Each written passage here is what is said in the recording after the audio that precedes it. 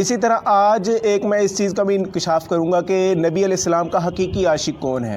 کیا یہ جو لوگ عاشق رسول کے نعرے لگاتے ہیں، کیا یہ نبی علیہ السلام کے سچے عاشق ہیں، یا وہ لوگ جو پریکٹیکل عمل کر کے نبی علیہ السلام کی سنت کو زندہ کرتے ہیں وہ نبی علیہ السلام کے اصلی عاشق ہیں؟ یہ میں احادیثوں سے ثابت کروں گا۔ میرے بھائی صحیح مسلم کی ایک حدیث میں آتا ہے، اس کا ایک طرق السلسلۃ الصحیحہ میں بھی ہے۔ السلسلۃ الصحیحہ کا میں نمبر بتا دیتا ہوں، 3246 نمبر حدیث۔ صحیح مسلم کا جو طرق ہے اس میں یہ آتا ہے کہ نبی علیہ السلام کے پاس ایک شخص آتا ہے، وہ کہتا ہے کہ یا رسول اللہ صلی اللہ علیہ وسلم کہ میں آپ سے بہت زیادہ محبت کرتا ہوں۔ تو نبی علیہ السلام کیا فرماتے ہیں؟ نبی علیہ السلام اس سے محبت کی ایک شرط بیان کرتے ہیں۔ نبی علیہ السلام فرماتے ہیں کہ اگر تم مجھ سے محبت رکھتے ہو تو مصیبتوں اور پریشانوں کے لیے تیار ہو جاؤ۔ بعد میں اس کی تفصیل بیان کروں گا۔ اسی طرح السلسلۃ الصحیحہ میں 3246 نمبر جو حدیث ہے اس میں یہ آتا ہے کہ ایک شخص نبی علیہ السلام کے پاس آتا ہے اور کہتا ہے کہ یا رسول اللہ صلی اللہ علیہ وسلم کہ میں آپ سے بہت زیادہ محبت رکھتا ہوں۔ یہ جذباتی جملہ ہے۔ نبی علیہ السلام نے آگے کیا بیان کیا؟ اس کے بعد نبی علیہ السلام نے بیان کیا کہ اگر تم مجھ سے محبت رکھتے ہو تو مصیبت تمہارے پاس اس طرح آئے گی جس طرح سیلاب بھی اپنی آخری جگہ پر تیزی سے نہیں پہنچتا، اس سے زیادہ جلدی تمہارے پاس مصیبت آئے گی۔ اسی طرح سلسلۃ الصحیحہ میں ایک اور حدیث ہے، اس میں آتا ہے کہ نبی علیہ السلام نے فرمایا کہ اگر مجھ سے محبت رکھتے ہو تو فاقوں کے لیے تیار رہو، فاقوں کے لیے۔ میرے بھائی یہاں سے دو چیزیں ثابت ہوئی ہیں کہ نبی علیہ السلام سے محبت کی دو شرائط ہیں، ایک جسمانی تکلیف اور دوسرا مالی تکلیف۔ جسمانی تکلیف سے مراد کہ انسان جسمانی طور پر اپنی تمام خواہشات کو نبی علیہ السلام کے تابع کر دے، داڑھی رکھنا، نماز پڑھنا، اخلاق، یہ تمام جسمانی روحانی دونوں چیزیں اس میں آ جاتی ہیں۔ اور اس طرح دوسری ایک مالی صبر ہے کہ نبی علیہ السلام نے فرمایا کہ پھر فاقوں کے لیے تیار رہو، یعنی کہ مالی طور پر نبی علیہ السلام کی اتباع کرنا کہ جتنا بھی ہے روکھی سوکھی حلال کمائی کھانا اور اسی پر قناعت کرنا۔ آج کے دور میں جو عاشق رسول کا دعویٰ کرتے ہیں ان کو اگر نماز کا کہہ دے دے تو وہ بالکل انکاری ہو جاتے ہیں، داڑھی کا کہہ دے دے تو غصے ہو جاتے ہیں۔ میرے بھائی نبی علیہ السلام کے عاشق ہونے کے لیے دو چیزیں شرائط نبی علیہ السلام نے بتلائی ہیں کہ فاقوں کے لیے تیار رہو، مصیبتوں کے لیے تیار رہو۔ مصیبتوں کے لیے تیار رہنے کا مطلب یہ ہے کہ نبی علیہ السلام کے راستے پر چلتے ہوئے جتنی مشکلات آتی ہیں، ایک شخص نماز پڑھنے کے لیے جاتا ہے، مشقت کرتا ہے، سردیوں میں گرمیوں میں ٹائم نکالتا ہے، میرے بھائی یہ بھی مشقت ہے، یہ نبی علیہ السلام سے محبت کی علامت ہے۔ نبی علیہ السلام نے یہ خود فرمایا ہے۔ نبی علیہ السلام نے اسی طرح فاقوں کے لیے نبی علیہ السلام نے فرمایا کہ فاقوں میں بھی اللہ تعالیٰ کی ناشکری نہ کرو، فاقوں میں بھی اللہ کا ذکر کیا جائے، فاقوں کے لیے بھی بندہ تیار رہے کہ اللہ تعالیٰ کسی بھی طرح مجھے آزما سکتا ہے۔ نبی علیہ السلام کی تعلیمات پر چلتے ہوئے اللہ مجھے مصیبت سے بھی دوچار کر سکتا ہے، اللہ تعالیٰ مجھے فاقوں میں بھی ڈال سکتا ہے، تو ہر شخص میری محبت کے دعوے کے بعد اس پر راضی رہے کہ یہ چیزیں آنے والی ہیں۔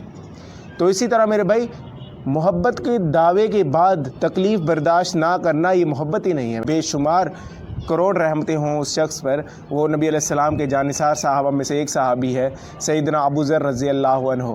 ان کے بارے میں سلسلۃ الصحیحہ کی 3200 نمبر حدیث میں آتا ہے کہ نبی علیہ السلام نے فرمایا کہ اگر حضرت عیسیٰ علیہ السلام کی کسی نے عاجزی دیکھنی ہو تو وہ ابو ذر کو دیکھ لے۔ اللہ اکبر، کتنی بڑی فضیلت ہے میرے بھائی، پیغمبر کے ساتھ ملایا جا رہا ہے۔ اگر حضرت عیسیٰ کی آپ سیرت قرآن مجید اٹھا کر پڑھیں تو عش کر اٹھیں گے، یہ کتنی بڑی فضیلت ہے۔ سیدنا عیسیٰ علیہ السلام کی عاجزی دیکھنی ہو تو سیدنا ابو ذر کو دیکھا جائے۔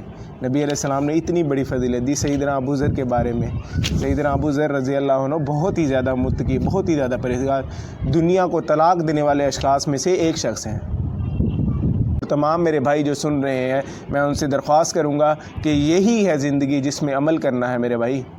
یہ سوچنا کہ کل کروں گا، ایسا کوئی لمحہ نہیں آنے والا کہ کل آئے، یہاں تک کہ انسان کی موت آ جاتی ہے۔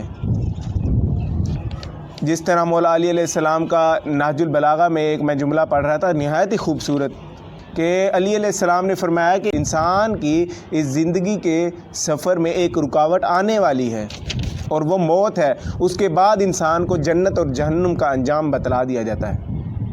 تو میرے بھائی آج ہی ہمیں یہ کرنا ہے کام۔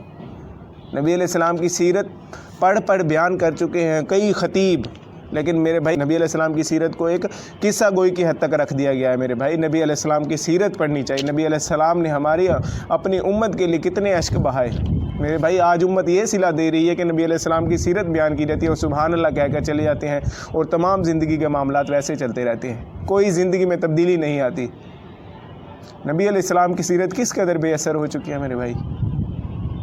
آج ہم خطبہ سننے چاہتے ہیں محض سننے کی حد تک، نبی علیہ السلام سے کسی قدر ہمیں کوئی محبت نہیں رہی۔ اللہ تعالیٰ ایسے نبی علیہ السلام سے ہمیں محبت کی توفیق نہ دے کہ نبی علیہ السلام کی سیرت ہمارے پاس پڑھی جائے، پڑھنے کے باوجود ہم پر کوئی ذرا برابر بھی اثر نہ پڑے، کوئی ایک تبدیلی نہیں آتی ہم میں۔ نبی علیہ السلام کی سیرت سے ہمیں سبق لینا چاہیے۔ نبی علیہ السلام کی شخصیت وہ واحد شخصیت ہے جس پر ہم کوئی کمپرومائز نہیں کر سکتے۔ اہل تشیع و اہل سنت تمام لوگ نبی علیہ السلام سے محبت کرنے والے ہیں میرے بھائی۔ نبی علیہ السلام ہی وہ شخصیت ہے جس پر ہم ایک امت بن سکتے ہیں۔ ہر شخص سے اختلاف کیا جا سکتا ہے میرے بھائی، نبی علیہ السلام کی محبت جس دل میں نہیں ہے، نبی علیہ السلام کی محبت ہی ہمارے دلوں میں ختم ہو چکی ہے۔ میرے بھائی نبی علیہ السلام سے حقیقی محبت کی جائے میرے بھائی، نبی علیہ السلام سے جذباتی جملوں کی حد تک اگر محبت ہے تو اس کا کوئی فائدہ نہیں ہونے والا ہمیں، نہ اس دنیا میں ہوگا نہ آخرت میں ہوگا۔ میرے بھائیوں کو میری دعوت ہے، قرآن مجید ہی نبی علیہ السلام کی سیرت ہے حقیقت میں۔